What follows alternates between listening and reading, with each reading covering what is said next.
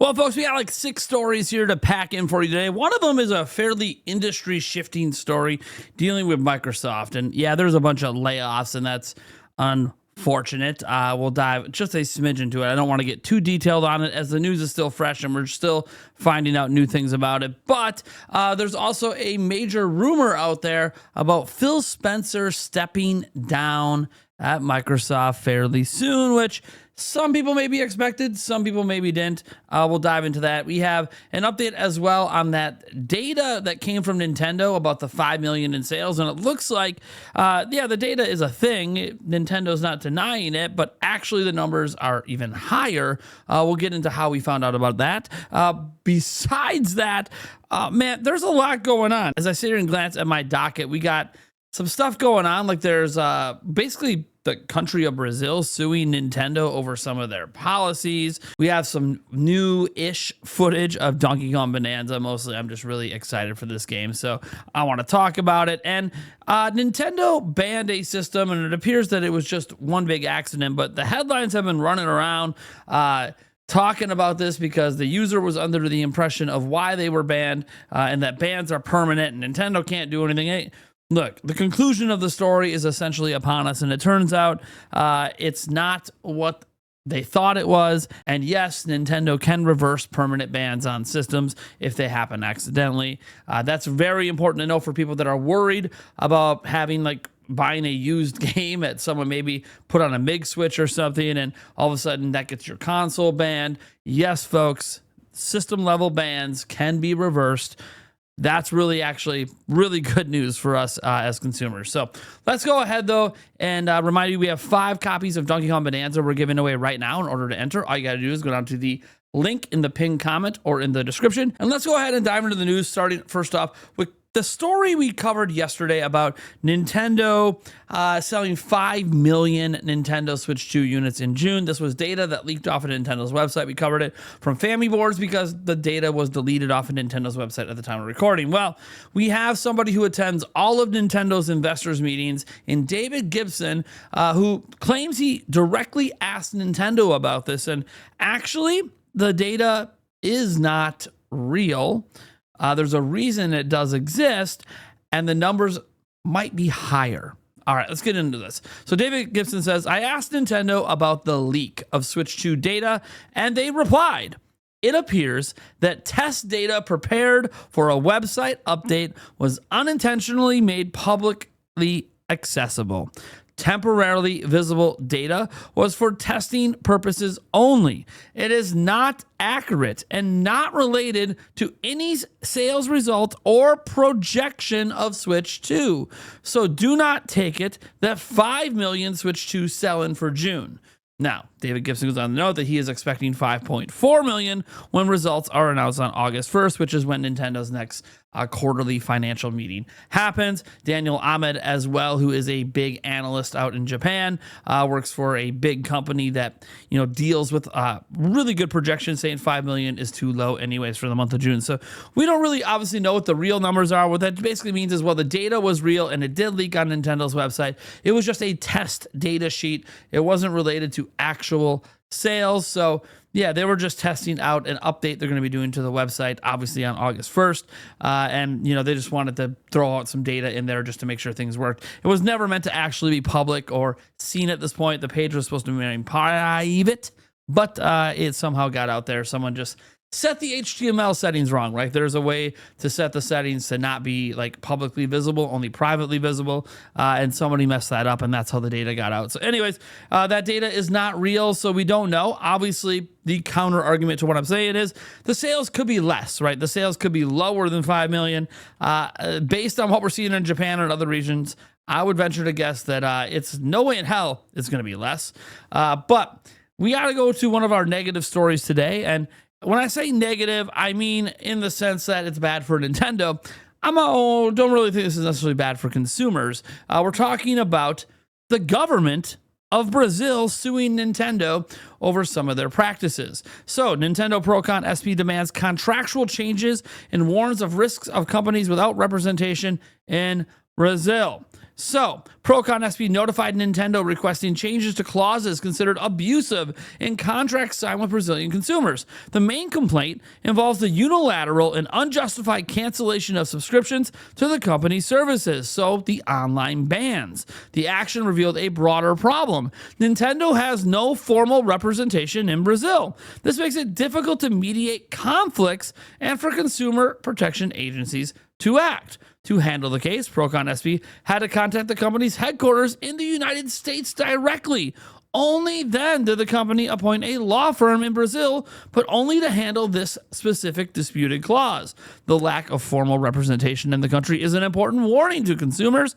Without this legal presence, the protection provided for in the Consumer Protection Code is limited.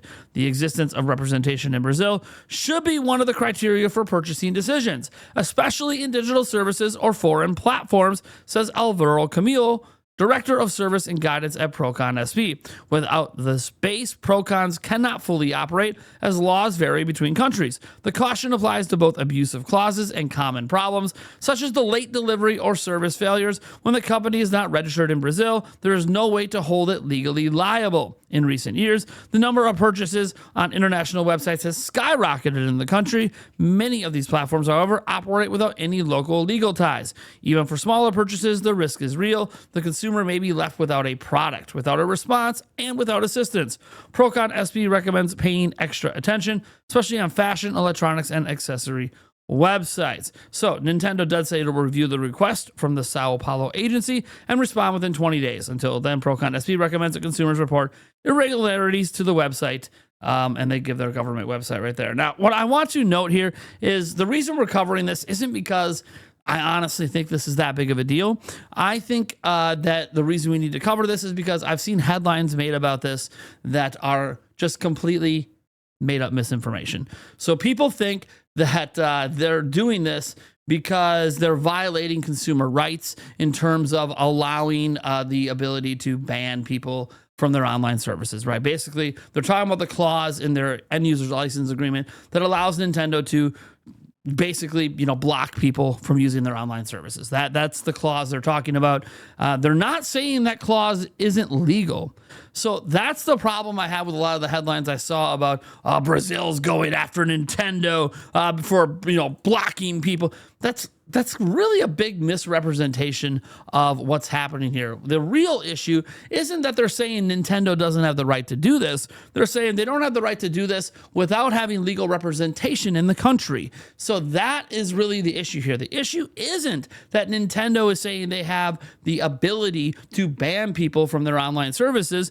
No, the issue is that if an inappropriate ban happens, there's no way legally for a Brazilian citizen to hold Nintendo accountable to explain the ban and maybe get it overturned. So basically, they're just saying Nintendo needs a local legal representation company in order to forcefully enact this sort of stuff. So again, they're not saying what Nintendo is doing is illegal. They're saying, hey, we just need representation legally here for customers that have this happen, but have this happen that maybe shouldn't have had it happen, because there's no way for them to get it overturned. There's no one to contact or talk to, and there's no way to really sue Nintendo properly in Brazil if they feel like this was an unjust situation. So that's really it. Nintendo this isn't like a big pro-consumer. They're trying to make it so Nintendo can't ban systems. That's the way this has been represented. Screw Nintendo.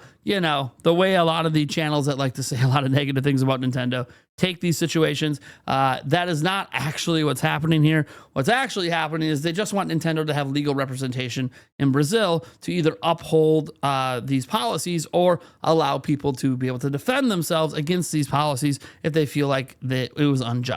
So that's it. That's all it is. It's just getting legal representation, and Nintendo's reviewing it, and they'll have a response within 20 days to decide, hey, do we really need to have legal representation? Brazil is really big on this, on companies that operate in their country, having legal representation locally, so customers have the ability to actually sue. So there you go. That's all it really is.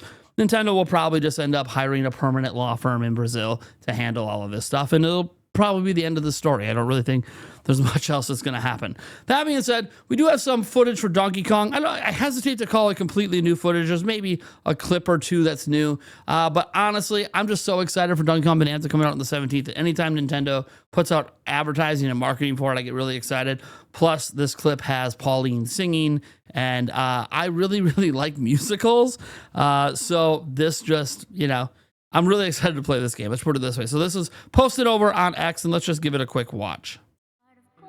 DK, I have this dream. Oh, maybe if we get to the surface, you and me, we can make it more than a dream. I'm having the time of my life. I love exploring this place.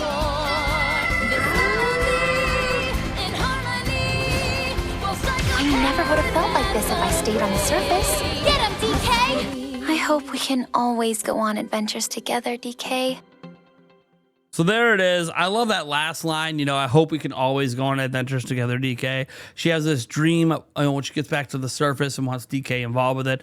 Obviously, I'm very interested in the story of this game. I really love the musical aspect of it as well, which, Pauline's a singer. This has been established in lore for a long time. So I'm just excited for this. I don't know if you're excited for it. But now we have to get to another, I don't want to call this a negative story. It's more just something is shifting in the industry, and there just happens to be a lot of negative stuff happening today that may or may not be related to this, or might even be why this could be happening. But we're going over to Insider Gaming and Tom Henderson, because this is just a rumor, but it's a rumor that multiple people have heard rumblings on, and that is that Phil Spencer will allegedly retire as CEO after next-gen console launch. Now, we got to remember, the next-gen console launch for Microsoft could still be a year or two away, so we could be talking a couple years from now, and we don't know when after the launch it would be. He's obviously going to see through the launch, so he could still be there another 3 or 4 years, but essentially what it means is the plans are already in motion for Phil Spencer to step away and retire. That is the headline. So let's get into the report. It says the new rumor has said that Microsoft Gaming CEO Phil Spencer will be retiring from Xbox following the company's next generation launch. The news comes from @TheGhostOfHope, who has a decent track record regarding Call of Duty leaks. According to Hope, Phil Spencer is working closely with Sarah Bond and her team to ensure a smooth transition for her to take over as CEO of Microsoft Gaming once he retires. It's a rumor that I've also heard a couple of times this year and at Summer Game Fest. And while I can't fully corroborate the claims, it's scuttlebutt that has been circulating for some time. And I guess it's probably an easy speculation and expectation. In fact, and for added context on how often I've heard this rumor in the past couple of months, I even had a skeleton pre-write ready for today about Spencer leaving just in case he stepped down earlier, given today's recent bloodbath of layoffs. This current round of layoffs will see approximately 9,000 employees across Microsoft affected, including in its gaming division, Xbox. At the time of writing, several Xbox teams and projects have been shut down. Oh, man, this includes Rare's Everwild. Man, that one sucks. And the complete closure of the initiative, people that were doing like the Perfect Dark stuff. Do you think it's time for Phil Spencer to step down from Xbox? Let us know down below and join the discussion in the official Insider Gaming forums. Now, the big thing to remember here is that it's just a rumor. We don't know that Phil Spencer is actually going to be stepping down after the launch of the next-gen system. And again, the launch of the next-gen system could be a year or two away, and he still could be there for another 3 or 4 years. It's more so sounds like that if there is any truth to this, they're just slowly over time giving Sarah Bond more and more responsibilities at Xbox as Phil Spencer starts to take some steps back. That's called a transition, and transitions can sometimes take many years. And meanwhile, he's still technically the head honcho. So it's going to be really interesting. Obviously, news around Microsoft was pretty positive, I would say, until this week. They had a pretty good summer showcase, and things were looking great. And less than 5 months ago, Phil Spencer was talking on the Xbox Era podcast about how excited he was with the recent build he saw of Everwild. And now with the 9,000 layoffs at Microsoft, including their gaming divisions, entire studio got closed, other companies losing half their employees, and seeing a bunch of games canceled. It's really an unfortunate situation that the news around Phil Spencer stepping down is also coming out the same day as people are getting upset at Microsoft over all these layoffs. Now, look, these industry layoffs, like they've been going on for a while. Let's not beat around the bush here. This isn't new. Sony's had a bunch of layoffs. Microsoft's already had layoffs in the past. Ubisoft, EA, all the companies have done these massive rounds of layoffs. This is a fairly large one today, and it affects more than just gaming. It affects other areas of Microsoft as well. And I'm not going to sit here and pretend to know anything about why the layoffs are happening or why these certain projects were canceled. Look, one thing about covering Nintendo is that a lot of these layoff stories I've been able to kind of avoid over the years, or at least avoid going in depth on, because Nintendo doesn't really do this. They don't have mass rounds of layoffs. They have a 98.8% retention rate with their developers. So while I'm not saying they don't have some employees that leave, we've had people retire like Reggie Fils-Aimé, Kit and Krista leaving, stuff like that. We've seen some consolidation, but we haven't had like rounds of mass layoffs. So as a Nintendo guy, this is not something that I've had to really cover that much, but it is true that it's been happening for many years, and it's really unfortunate. I feel for everyone who lost their job today. I hope you guys land on your feet and find a new career, whether it's an indie studio, another AAA place, or maybe in a different field that isn't related to gaming, because maybe now's the time to get out. But in terms of the overall stuff with Phil Spencer, we're not going to know the truth of this for a long time. Phil Spencer isn't going to be around forever. And I think a lot of the initiatives he had as goals at Microsoft years ago maybe didn't work out the way he hoped. Like Game Pass maybe didn't work out the way he hoped. Trying to have Xbox Series X be the most powerful platform, like more raw performance than PlayStation 5, ended up not really making a splash in the marketplace. So again, we'll see what happens. But Sarah Bond did lead off the summer show. It wasn't Phil Spencer, which was, I think, already sort of a sign in the tea leaves that they're trying to make Sarah Bond the face of Xbox. But Phil Spencer was very much still in that presentation, and he probably still will be, because look, as much as Sarah Bond has been taking over, Phil Spencer is the face, and we know it, and he's the CEO of Microsoft Gaming. He's the top dog. So she might be the leader of the Xbox brand, but Phil Spencer's her boss, direct boss. So I wouldn't be surprised, obviously, if he does step down after the launch of the next system, but we'll see what happens. So that's all we can really say there. This last story we have to get to, this is a story I hadn't covered on the channel yet, because I was kind of waiting for it to fully develop, because it felt weird. It just didn't feel like that would be why Nintendo would system ban someone from using the system, and over a username that just doesn't feel like some.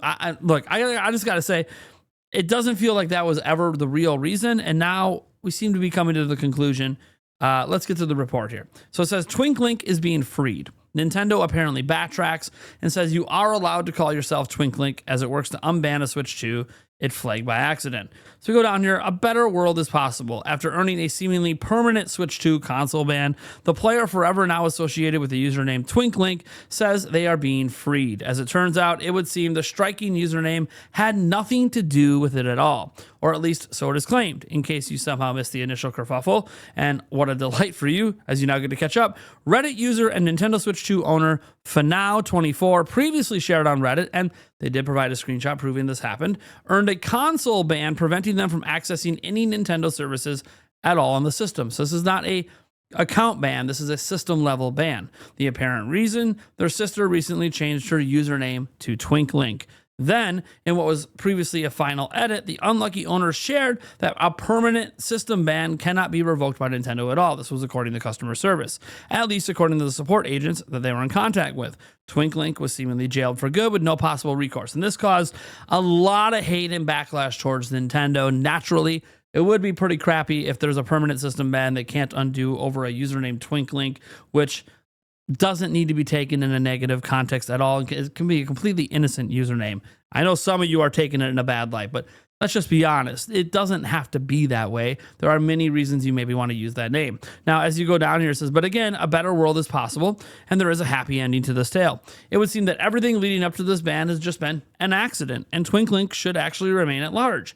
Nintendo is actively working to resolve the issue in the question, and my console is being unbanned. The so-called final edit reads, it wasn't the username that caused the issue like the initial support agent claimed. Rather, it was just flagged by accident, and they are working to fix it.